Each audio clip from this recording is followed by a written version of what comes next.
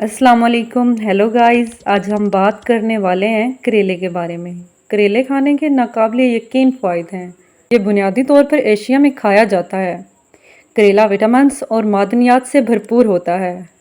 करेला बुनियादी तौर पर अफ्रीका और एशिया में उगाया जाता है। करेला अपनी कड़वाहट के बावजूद ग़िज़ाइयत और सेहत के फ़ायदे से भरपूर है। इसमें शामिल calcium, magnesium, potassium, vitamin A, vitamin C और जिंक।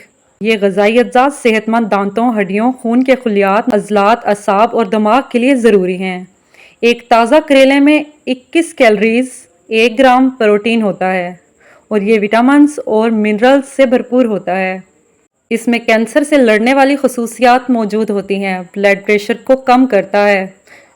ब्लड शुगर के लिए मुफीद है। वज़न कम करने में मावन है। करेले में कैलोरीज कम और फाइबर ज़्यादा होती है जो पेट को भरे रहने का एहसास दिलाता है और वज़न कम करने में मदद देता है। हाजमे को बेहतर बनाता है। जिल्द के मसाइल, उम्र बढ़ने, जिल्द के फटने, बालों के गिरने को रोकता है। करेले का जूस बाकायदगी से पीने से जिल्द की हिफाजती तहें बनती हैं और यूवी के नुकसानात से बचा सकता है। मुदाफ़ियाती निज़ाम को फ़रोग़ देता है। करेला मजबूत करता है मुदाफ़ियाती निज़ाम, बदहज़मी से बचाता है और एलर्जिक रद्द-ए-अमल को रोकता है। ये आला एंटीऑक्सीडेंट्स के साथ खून साफ़ करने वाला है। खून की कमी की रोकथाम, जिगर और डिटॉक्स के फ़वाइद जिल्द और बालों की सेहत के लिए मुफीद है। करेले की इक़साम। करेला कड़वे तरबूज के तौर पर पहचाना जाता है। करेले की मुख्तलिफ इक़साम है। चीनी करेला, इंडियन करेला, सफ़ेद करेला, थाई करेला। जंगल करेला। चीनी करेला लंबी, हल्की, सब्ज़ और कदरे मसामदार जिल्द। दीगर इक़साम के मुकाबले हल्की तलख़ी।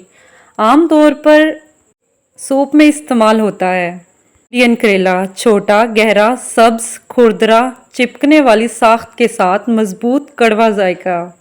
अक्सर सालन और तली हुई डिशों में इस्तेमाल होता है। सफ़ेद करेला शक्ल में चीनी करेले से मिलती जुलती लेकिन सफ़ेद, सब्ज़ किस्मों से कदरे कम कड़वा। सूप, चाय और दवाइयों की तैयारियों में इस्तेमाल किया जाता है। थाई करेला छोटा, गोल और कम कड़वा। रवायती थाई सूप और जड़ी बूटियों के इलाज में अक्सर इस्तेमाल होता है। जंगल करेला शदीद तलख़ी के साथ छोटी जंगली किस्म। अपनी दवाइयों की खसूसियात के लिए जाना जाता है। जड़ी बूटियों के इलाज और कुदरती इलाज में इस्तेमाल किया जाता है।